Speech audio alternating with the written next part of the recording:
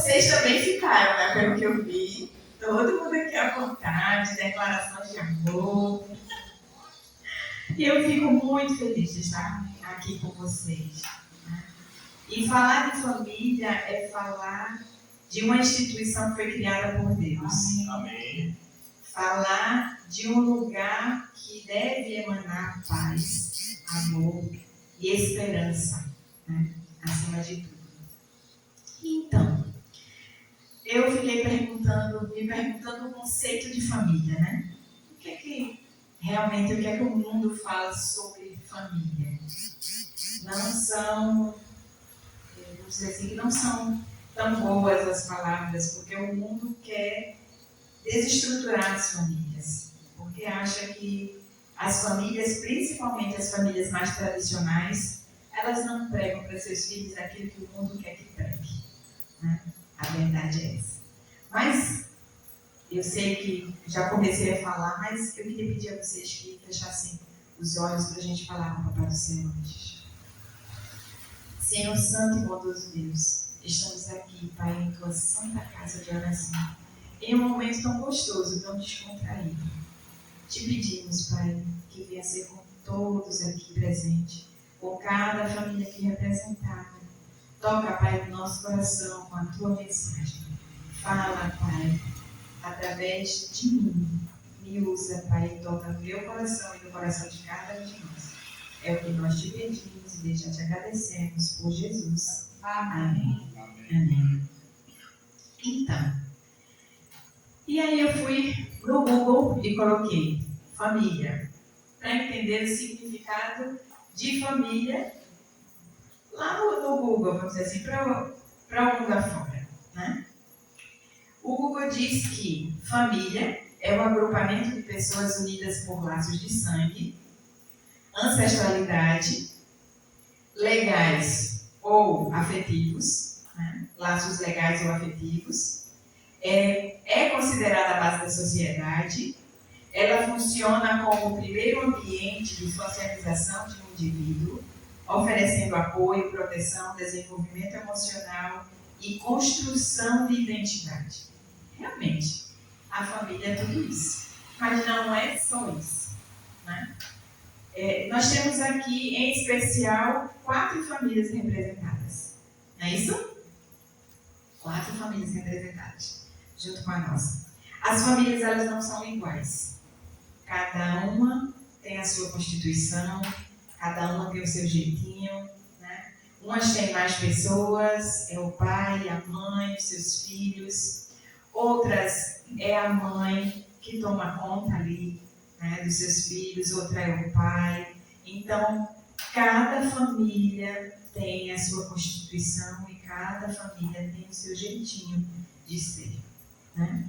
Só que, mesmo que cada uma tenha o seu jeitinho de ser, mesmo que cada uma tenha a sua constituição, todos na família têm as suas responsabilidades, né? E nós precisamos entender isso. Nenhum pode ser sobrecarregado. Não se pode, vamos dizer assim, se é uma mãe que cuida da casa, não deve ser só ela. Afinal de contas, todos estão naquele mesmo ambiente. E todos eles têm a responsabilidade de cuidar do lar. Afinal de contas, como eu digo lá em casa, né? Vocês não estão em um hotel, mas tem tudo difícil. Mas eu já disse muito para os meninos, né? Vocês não estão em um hotel. Eu não sou a camareira, né? A cozinheira. E nós precisamos entender isso. Distribuir tarefas e responsabilidades para que nenhum venha a ser sobrecarregado. E é importante isso, né? Na família tem que haver uma ajuda mútua para que essa convivência ela seja prazerosa, gostosa e que não fique pesada para ninguém. As famílias, elas são realmente a base da sociedade, mas elas não são só a base da sociedade, elas também são a base da igreja. Afinal de contas, as igrejas são constituídas por famílias, né? É o primeiro ambiente de socialização de todos os indivíduos. De todos. Afinal de contas, quando nós nascemos, segundo a psicologia, principalmente a psicanálise, acho que vocês já ouviram falar de Freud, né? Freud, por muito tempo, falou que a criança, quando nascia, era simplesmente um pedaço de carne. Pedaço de carne por quê? Metaforicamente falando, né? Um pedaço de carne por quê? Porque ela não sabe de absolutamente nada. Quando a criança nasce, ela está totalmente ali, sem informação. Ela nasceu naquele ambiente, ela não pediu para nascer. Ela não escolheu a família que ela queria nascer. Mas ela nasceu naquele lugar, naquela família. E através dessa família, né, que é o seu primeiro ambiente de socialização, ela começa então a aprender. Ela vai aprender a falar, ela vai aprender a andar, porque o pai, a mãe, os cuidadores vão ser o seu suporte. Vai conversar com ela, vai falar para ela onde é que é o bracinho, a perninha, né? A orelhinha, vai dar beijinho no pé. E assim a criança vai crescendo. E a criança vai crescendo e ouvindo: você é linda, você é um presente de Deus para mim, você é uma bênção. E assim ela vai crescendo, feliz, porque ela tem um carinho. Ela recebe carinho, ela recebe amor, ela recebe cuidado. E assim essa criança vai crescendo. Ela vai crescendo e ela vai crescendo forte. Forte emocionalmente. Principalmente. Porque ela está recebendo dos seus cuidadores, a sua família, o seu amor. O amor que ela precisa para crescer bem. Mas se acontece o contrário, se essa criança não recebe amor, se ela não recebe carinho, se ela não recebe cuidado, se ela não é protegida, ela vai crescer desconfiando de tudo e de todos. E ela nunca vai se sentir segura com ninguém. Isso vai afetar todos os seus relacionamentos para a vida adulta. Vai se transformar em um adulto infeliz. Porque não vai conseguir ter um relacionamento afetivo com ninguém. Por isso é tão importante as palavras de amor, as palavras de carinho. Precisam se ter o maior cuidado com o que dizemos. Porque as palavras têm poder, as palavras são fortes. Se você diz para seu filho: você não presta, você é um preguiçoso, né? E tantas outras palavras que eu prefiro nem dizer aqui. Ele vai pensar o seguinte: se é o meu pai, se é a minha mãe que estão dizendo isso, alguém que realmente me conhece desde pequenininho, então eu sou assim mesmo. Eu não presto. Eu não vou ser ninguém na vida. E essa pessoa vai crescer pensando isso. E talvez realmente ele não se torne ninguém na vida. Porque desde a infância, desde pequenininho, ele cresceu ouvindo isso. Então devemos ter muito, mas muito, muito cuidado com o que dizemos. A nossa família deve ser o nosso porto seguro, né? Aquele lugarzinho mais feliz que você se sente protegido. É um lugar onde você sai para a luta, você vai para o trabalho, acontecem coisas, podem acontecer coisas sérias, mas você tem para onde voltar, né? Você tem um lugar seguro para retornar.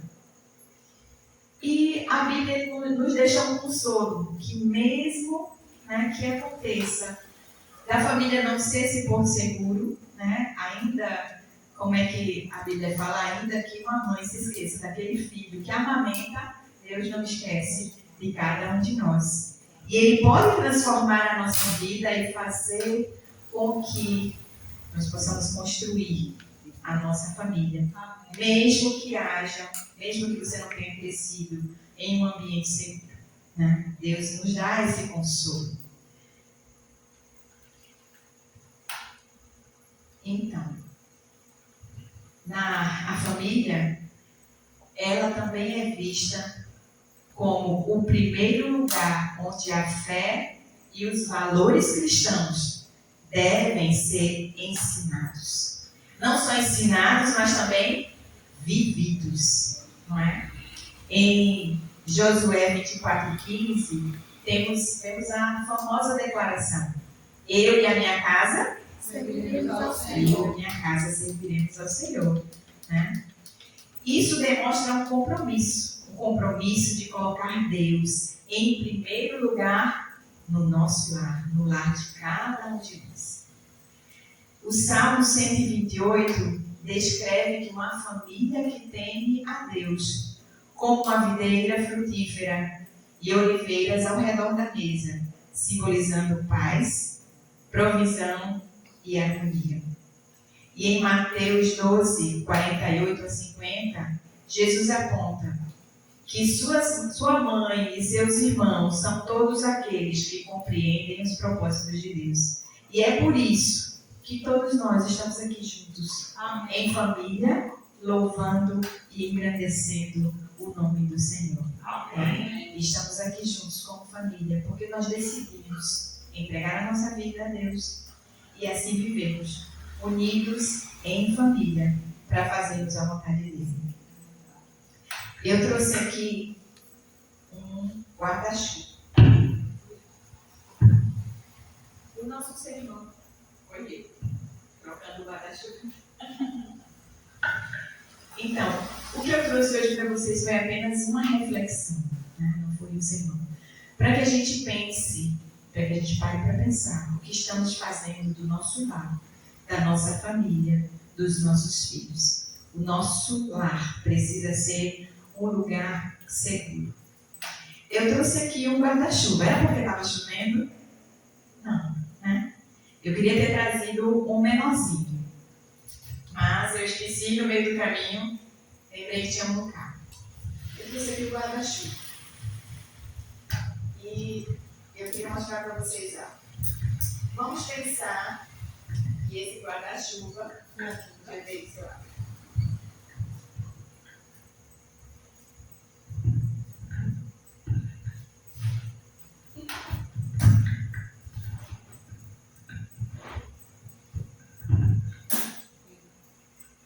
Vem cá, meu mente. Vamos pensar que esse guarda-chuva seja a nossa rede de proteção. O que está acima de nós?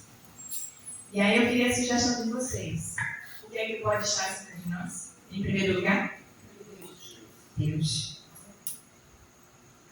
Como é que nós podemos colocar Deus na nossa rede de proteção, no nosso guarda-chuva?